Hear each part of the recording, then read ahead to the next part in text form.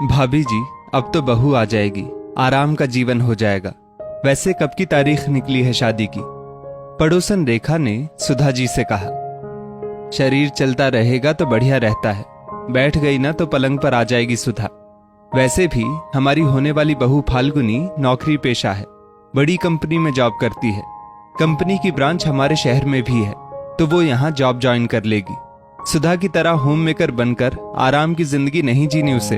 अरे सुधा पिछले 30 साल से बस आराम ही तो कर रही है, कौन सा उसे पैसे कमाने के लिए मेहनत करनी पड़ती है।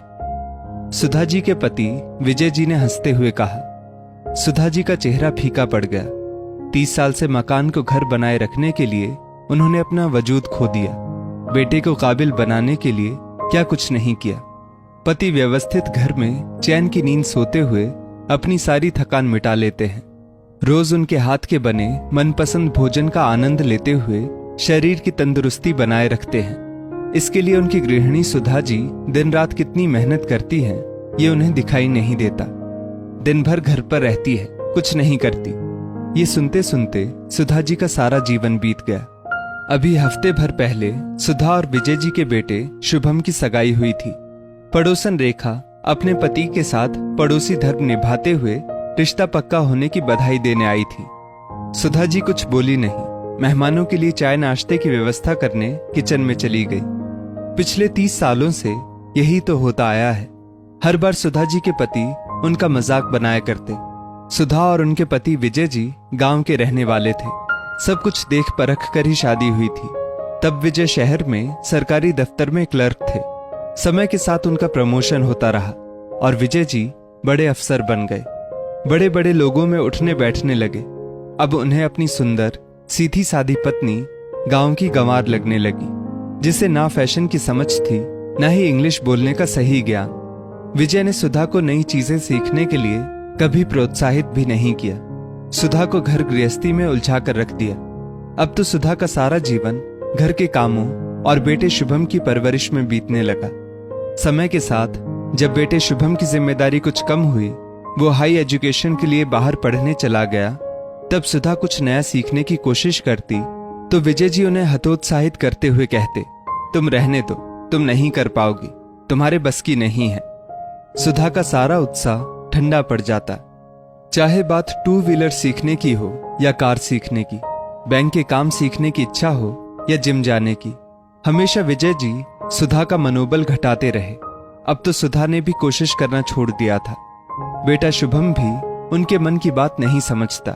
सुधा जी के सब्र का बांध तब टूट जाता जब वो शुभम से अपने दिल की बात कहती तो बेटा भी हंसते हुए कहता, पापा को तो आदत है मजाक करने की, दिल पर मत लिया करो।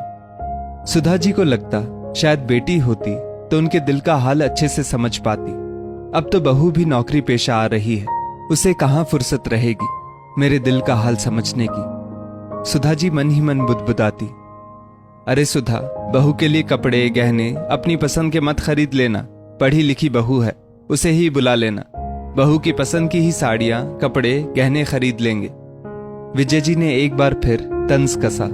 सगाई और शादी के बीच ज्यादा वक्त नहीं था। शुभ मुहूर्त निकाल तय समय पर फाल्गुनी और शुभम की शादी हो जाती है। सुधा जी ने दिल खोलकर बहू का स्वागत किया। ज्यादातर मेहमान तो चले गए थे, बस विजय जी के बहन बहनोई, छोटा भाई और उसकी पत्नी रुके थे।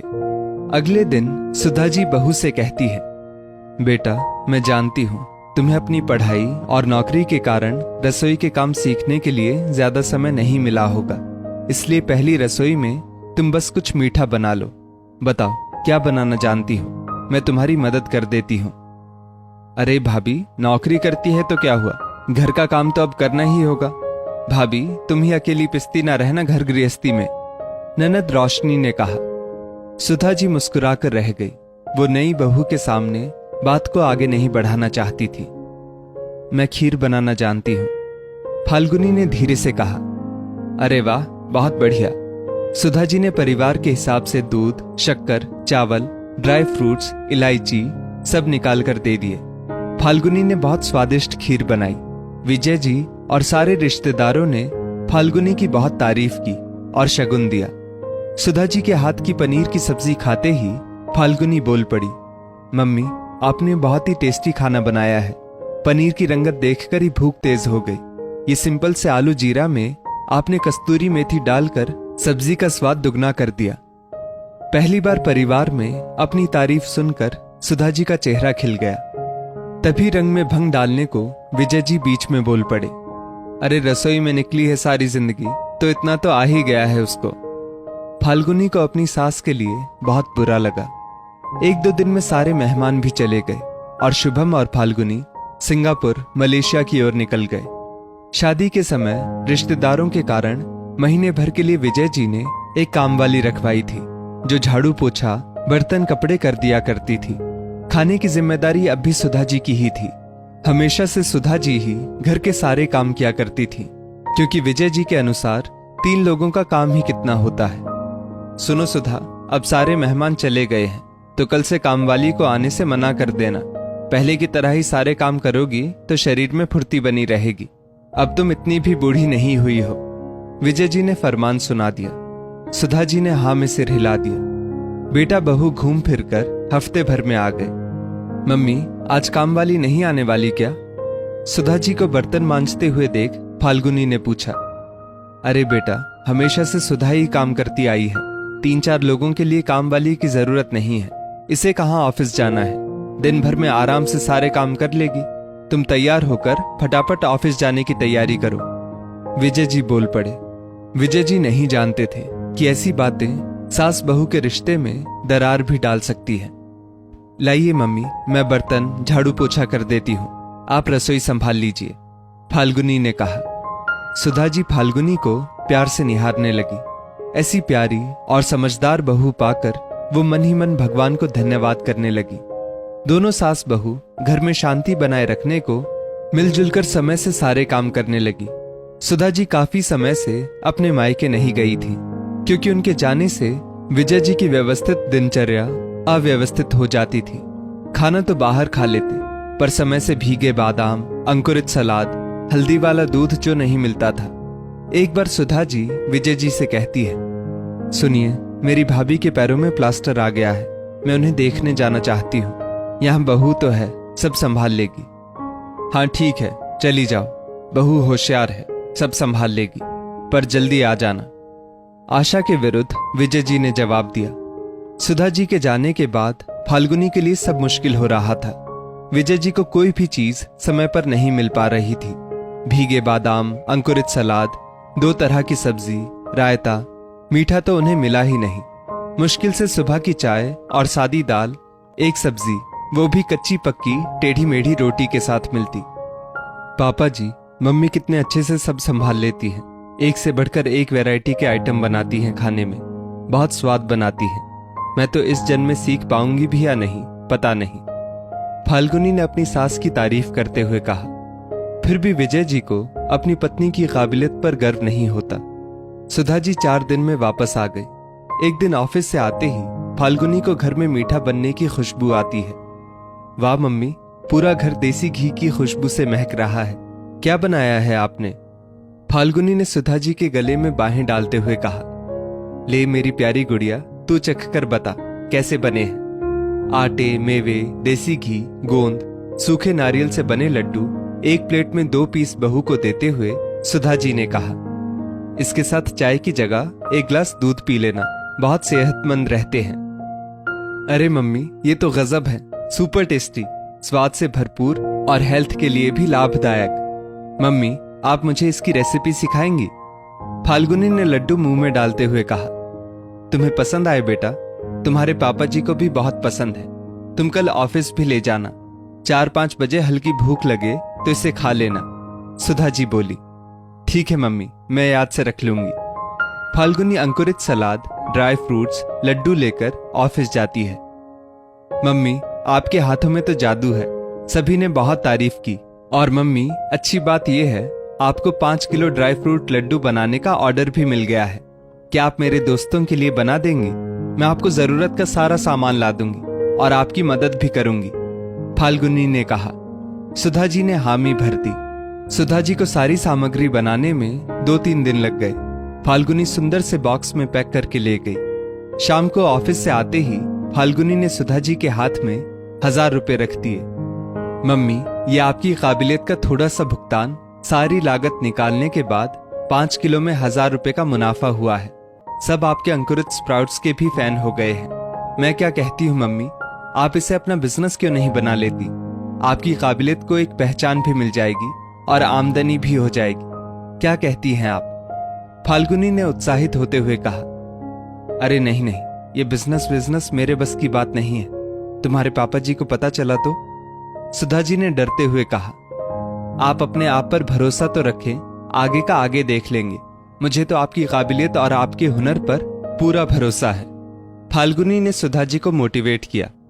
फाल्गुनी ने सुधा जी की मदद के लिए एक सहायिका रख दी, जो उनके निर्देश पर उनकी हर संभव मदद करती। फाल्गुनी ने व्हाट्सएप पर एक ग्रुप भी बना लिया। उसमें वो सुधा जी के द्वारा बनाए गए व्यंजनों की फोटो खींचकर भेजती, साथ साथ उनके दाम भी बता देती। सास बहू की मेहनत रंग लाई। हाथों हाथ सामान बिकने लगा, ऑर्डर पर ऑर्डर आने लगे।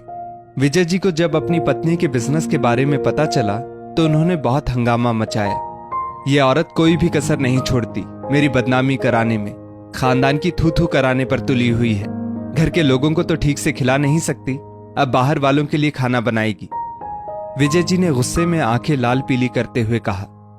इतना सुनने पर भी सुधा जी खुद की आत्मा की आवाज को दबाकर मौन रह गई, लेकिन इस बार उनकी ढाल बहू थी। माफ कीजिएगा पापा जी, मैं कुछ बोलना चाहती हूँ। मैं ऑफिस में नौकरी करती हूँ, शुभम जी भी नौकरी करते हैं, आप भी सरकारी दफ्तर में नौकरी करते हैं। हम सब देखा जाए तो गुलाम ही है ना। ठीक समय पर जाना, ठीक समय पर आना, बॉस की हर बात पर हाँ में हाँ मिलाना, क्योंकि हमको नौकरी से निकाले जाने का खतरा जो रहता है। पर मम्मी अपने काम की खुद बॉस है, उनके काम की कोई समय सीमा नहीं है। वो घर को संभालते हुए ये काम कर रही है। देखिए मम्मी आजकल कितनी खुश नजर आ रही है, क्योंकि उनकी काबिलियत की लोग प्रशंसा कर रहे हैं, शोहरत मिल रही है, साथ साथ में आर्थिक रूप से आत्मनिर्भर भी हो रही है। आपको जानकर आश्चर्य होगा कि मम्मी ने शुरुआती 1 महीने में ही 10,000 रुपए की कमाई कर ली है। ये काम और भी बढ़ सकता है अगर हम सब उनका सहयोग करें। आज तक मम्मी घर परिवार आपके और शुभम जी के लिए जीती आई है। आज जब उनको अवसर मिल रहा है तो हमें उन्हें प्रोत्साहित करना चाहिए। उनके आत्मविश्वास को कमजोर करना ठीक नहीं है। आपके तीर समान शब्दों से भी उनका मन आहत होता है। मम्मी को भी अपनी पहचान बनाने का हक है। बताइए, क्या इतना भी हक नहीं है उनका? फाल्गुनी ने दृढ़ता के साथ कहा। हाँ पापा, फाल्गुनी ठीक कह रही है। मम्मी जो करना चाहती है उन्हें करने दीजिए, हमें रुकावट नहीं बनना चाहिए।